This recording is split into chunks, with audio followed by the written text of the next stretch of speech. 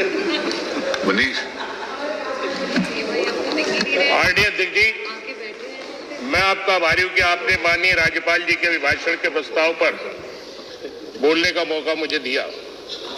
मैं अपनी बातों को अपने विपक्ष के सम्मानित साथियों के साथ जोड़ते हुए कहना चाहता हूं कि माननीय राज्यपाल महोदया का अभिभाषण सरकार के द्वारा पिछले वर्ष में किए गए कार्यों तथा आने वर्ष की कार्यों की योजना का आईना होता है। माननीय अध्यक्ष जी, यह अभिभाषण की पुस्तिका असत्य पर आधारित है, सत्य से बिल्कुल परे है। ये बात शायद माननीय राज्यपाल महोदय के समझ में आ गई थी, इसलिए उन्होंने मात्र 40 पन्ने के झूठे पुलिंदों को पूरा नहीं पढ़ा और बगैर पढ़े वापस चली गई। माननीय अध्यक्ष जी, इस पुस्तिका के पहले पन्ने पर ही महाकुंभ 2025 के आयोजन का बड़ा विस्तार पूर्वक जिक्र है। एवं परसों माननीय मुख्यमंत्री जी ने भी बहुत विस्तार से करीब 1 घंटा 40 मिनट कुंभ के आयोजन का व्याख्यान किया। मान्यवर, हमारा आलोचना करना ही एकमात्र मकसद नहीं है, हम विपक्ष की भूमिका में हैं, इसलिए सुझाव देना और आपकी कमियों को अंकित करना हमारी जिम्मेदारी है। माननीय से आपसे कहना चाहता हूं कि आप लोगों के अनुसार करीब 55 करोड़ श्रद्धालुओं ने पावन त्रिवेणी पर आस्था की डुबकी लगाई। ये गिनती तो आपने एकदम कर ली, लेकिन भगदड़ में मरने वाले बेचारे श्रद्धालुओं की गिनती, घायल होने वालों की गिनती आप आज तक नहीं कर पा रहे। आखिर आपके द्वारा किए जा रहे आंकड़ों पर जनता को विश्वास क्यों नहीं हो रहा? कुछ तो गड़बड़ है, कुछ तो दाल में काला है। मान्यवर, मैं बड़े दुख के साथ ये भी कहना चाहता हूं कि वैसे तो सभी हिंदुओं के और सनातनों का आप ठेकेदार बनते हैं, परंतु आज चौथा दिन है सदन को चलते हुए, क्या आपको याद आया कि उन मरने वाले श्रद्धालुओं की आत्मा की शांति के लिए सदन की कार्रवाई रोककर 2 मिनट का मौन सरकार रख लेती, श्रद्धांजलि दे देते? अरे आपको इस देश में रह रहे मुसलमानों से तो इतनी नफरत है कि आपका बस चले तो आप सब पर बुलडोजर चलवा दें, गोली चलवा दें या पता नहीं क्या क्या कर दें। अगर ऐसा नहीं है तो 2 शब्द मुसलमानों के बारे में भी बोल देते। जब आपकी सारी व्यवस्था चरमरा गई, लोगों को ना रहने को जगह मिल रही थी, ना खाने को मिल रहा था, तब वहां के मुसलमानों ने आगे बढ़कर अपने हिंदू भाइयों के रहने के लिए अपने घरों को, अपने मस्जिदों के, मदरसों के दरवाजे खोले, उन्हें खाना खिलाया, सोने के लिए बिस्तर दिए, जबकि आप लोगों ने दोनों के बीच में जहर बोने के अलावा कुछ नहीं किया। उनको अच्छे कार्यों के लिए 2 शब्द तो क्या बोलते, बल्कि उन्हें अपने परसों के संबोधन में माननीय मुख्यमंत्री जी ने किस तरह नवाजा, वो शब्द भी मैं कहना नहीं चाहता। आपको उसके लिए खेद करना चाहिए, बल्कि हो सके तो माफी मांगनी चाहिए। जरा सी संवेदना दिखा देते उन हिंदुओं के प्रति, मुसलमानों के प्रति तो आप दिखाओगे नहीं, परंतु नहीं, आपको तो सिर्फ हिंदुत्व का ढिढोरा पीटना है। मतलब उनसे भी नहीं है, बस हिंदू और मुसलमान करके वोट चाहिए, सरकार चाहिए।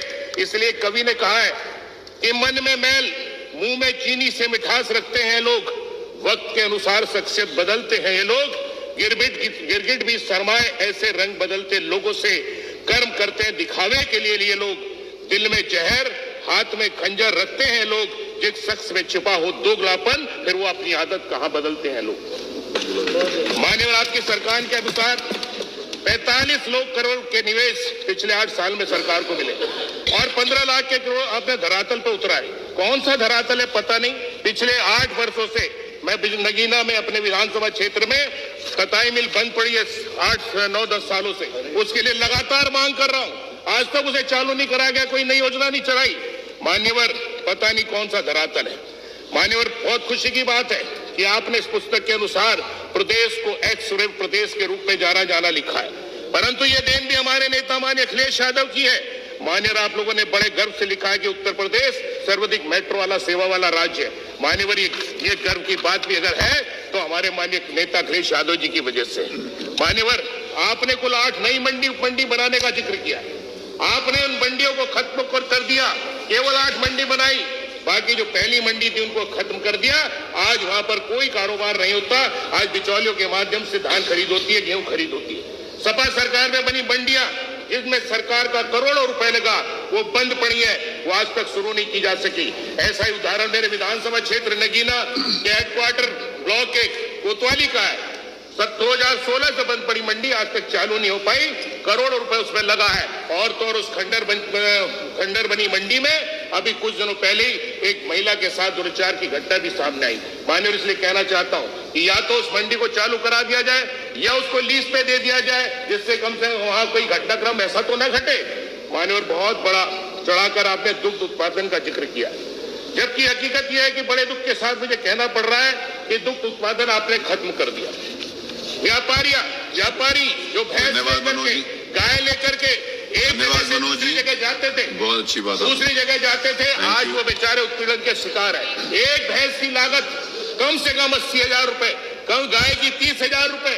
पुलिस का उत्पीड़न जो आप लोग, आपकी पुलिस उत्पीड़न पशु कुर्ता अधिनियम के तहत करती है और उनसे हजारों रुपए वसूलती है, क्योंकि ये कारोबार करने वाले। धन्यवाद कैलाश राजपूत, इसलिए आज उस कारोबार श्री कैलाश राजपूत, चलिए आप चलिए। धन्यवाद ना देखिए, अरे जल्दी तो बन, नहीं 6-7 मिनट हो गए। नो चलो, शेर का शेर बोलने दो। शेर एक बार ये सारे हाँ शेर बोल। सारे फर्जी आंकड़े कहना बहुत कुछ चाहते थे मान्यवर आपने, लेकिन आप औरों को 7-7, 8-8 मिनट देना, 5 आपके ज्यादा हो गए हैं, कहाँ देने वाले हो गए हैं। इन झूठे बहुत 8-8, 9-9 मिनट में हुए। मान्यवर बहरहाल, मैं नहीं मैं अपने क्षेत्र में एक स्टेडियम, 2 स्टेडियम की मांग करता हूँ। कौन से शहर में आता है? करता हूँ और ये तो सुन लीजिए, कौन से शहर में आता है भाई? वो भी करो। और जो स्टेडियम वहाँ बनवाने की जगह चिन्हित की गई है, वो नगीना से सालीपुर एक गांव है 4-5 किलोमीटर गांव नदी के किनारे, वहाँ बनाने में कोई फायदा नहीं है। इसलिए अंत में आपको सुझाव देते हुए कि अपनी योजनाओं को धरातल पर लाएं, जनता की भलाई के लिए काम करें, ना कि झूठी योजनाओं को दिखाकर उन्हें ठगने का काम करें। इसलिए एक शायर ने कहा है, सच बोलने वाले अक्सर बहुत ही कम बोलते हैं। सच बोलने वाले अक्सर बहुत ही कम बोलते हैं, झूठ बोलने वाले निरंतर हरदम बोलते हैं। एक सच के बाद सच को और जरूरत नहीं होती, एक झूठ के बाद सैकड़ों झूठ आदतन बोलते हैं। इसीलिए मैं आपको बोल रहा था कम बोलो, इसीलिए मैं आपको कह रहा था कि कम बोलो। आप ही कह रहे हो कि जो लंबा बोलते हैं, मेरे लिए अरे मैं इसीलिए आपको बोल रहा था कम बोलो। मेरे ऊपर शेर लागू नहीं करता।